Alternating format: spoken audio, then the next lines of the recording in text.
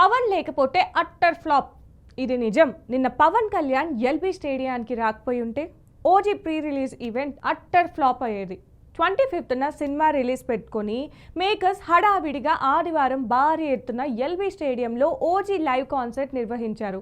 నిన్న ఉదయం నుంచి సాయంత్రం వరకు తీవ్రంగా ఎండ కాసింది. దాంతో వర్షం ఉండదు అనుకున్నారు. కానీ నైట్ కల్లా వరుణదేవుడు ప్రతాపం చూపించాడు. ఓజీ ఈవెంట్ కోసం పవన్ ఫ్యాన్స్ కోకొల్లలుగా హాజరయ్యారు. ఎల్బీ స్టేడియం మొత్తం పవన్ ఫ్యాన్స్ తో నిండిపోయింది. కానీ వర్షం అభిమానుల ఆశలపై నీళ్లు చల్లింది. పవన్ కళ్యాణ్ ఆ జోరు వర్షంలో నిలబడి అభిమానులను ఉత్తేజపరుస్తూ కత్తి పట్టుకొని ఓజీ లుక్ లో స్టైల్ గా కనిపించి మాట్లాడిన మాటలకు పవన్ ఫ్యాన్స్ ఊగిపోయారు.